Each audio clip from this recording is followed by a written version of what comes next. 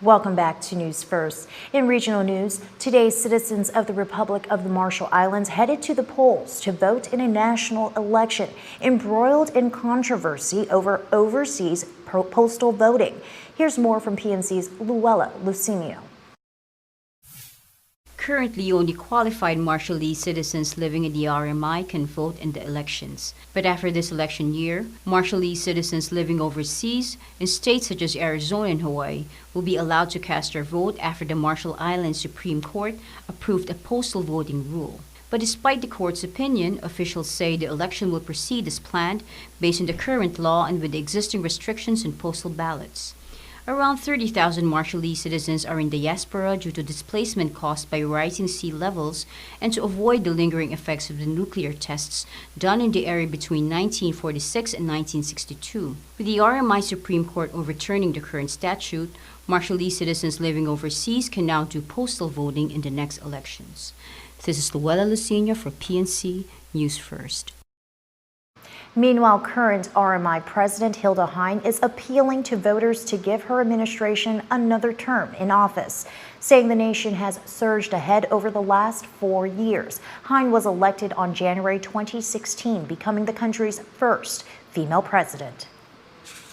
In other news, last week, Guam Department of Education Superintendent John Fernandez met with federal officials in Washington, D.C. to discuss GDOE's high-risk status. Accompanying Fernandez are Education Board Chairman Mark Mendiola and Vice Speaker Talina Nelson.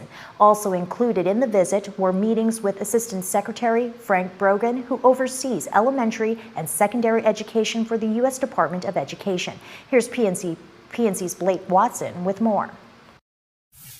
USAID was going to come out here and do a final assessment on the ground here on Guam. Guam DOE Superintendent John Fernandez says he has received a commitment from the U.S. Department of Education that they will send a delegation to Guam in February to review the progress Guam has made correcting the deficiencies in its handling of federal education funds, which has greatly reduced in the past decade. The whole effort really was to make sure that there was continued momentum and focus on getting us off of high risk. So as you recall, back in January, we started this work on the reconsideration evaluation plan. This is the plan that we were supposed to get things done this year in order to complete the work on our high risk program. And then after we were done, USAID was going to come out here and do a final assessment on the ground here on Guam. So we wanted to go back there and let them know that the plans haven't changed. We're heading into December, planning to finish everything that we need to finish. We just wanted their commitment that there wouldn't be any delay, any lack of resources to fund that trip that we hope will happen in February. If that trip is funded and does happen, it will have to go Guam's way to lift the status of high risk. And once that happens, we're hoping to get a final assessment of the progress that we've made. If there are any more remaining deficiencies, let us know what those are and put those on a track to be fixed.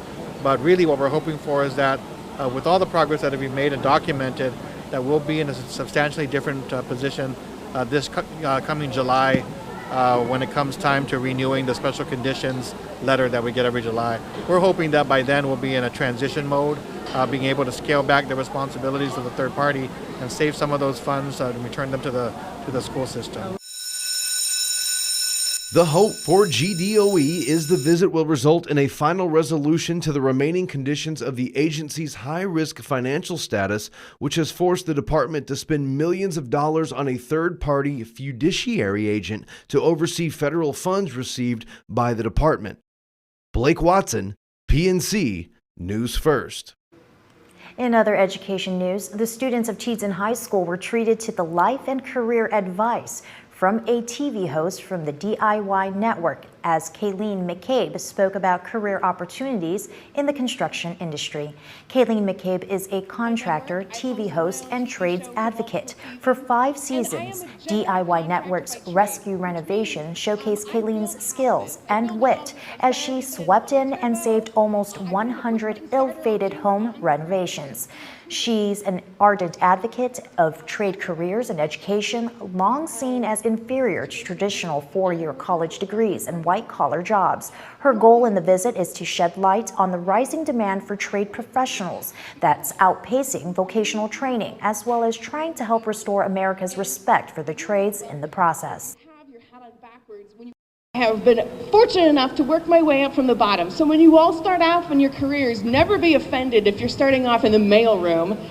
The reality is that that's the best place to start, because as you work hard and show up on time, your employer is going to appreciate it, and someday you're going to be promoted, and then someday you're going to run the company. And when you do, you're going to be fantastic at it because you know how all the jobs work. McCabe talked about the many career opportunities in the construction industry, as well as encouraged female students to consider this career path. In other news, Tsubaki Tower, Guam's newest luxury hotel development, held its first job fair over the weekend.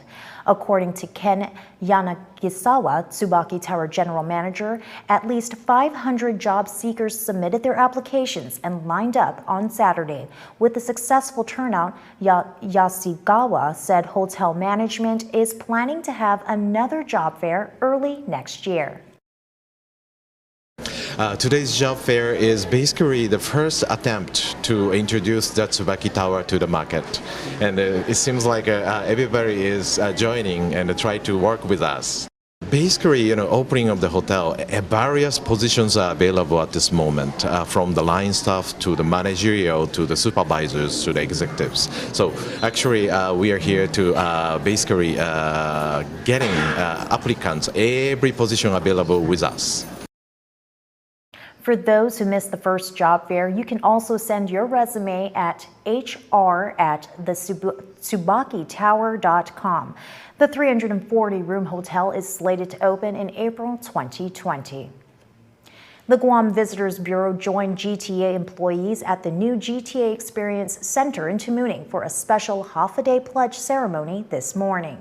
GVB is celebrating the 10th anniversary of its half-a-day pledge program with the enrollment of GTA, which renewed its commitment to the pledge today. Over the past decade, GVB President and General Manager Pilar Laguatnia said 930 businesses have enrolled in the branding campaign. Because of the program, there are 43,500 participants as part of our pledge who are diligently living out the pledge. And we'd like to share with them our culture, and they become ambassadors. So we're so glad that you are part of the #1 industry, thanks to you all. GTA's Director of Public Relations, Laura Cepeda, said GTA is pleased to renew its commitment to the pledge, continue their promotion of the Chamorro culture and the half-a-day spirit.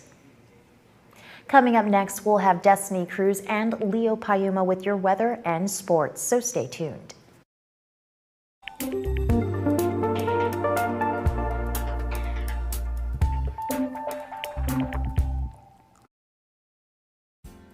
Half-a-day Marianas, welcome to your local weather forecast. I'm Destiny Cruz and thanks for tuning in.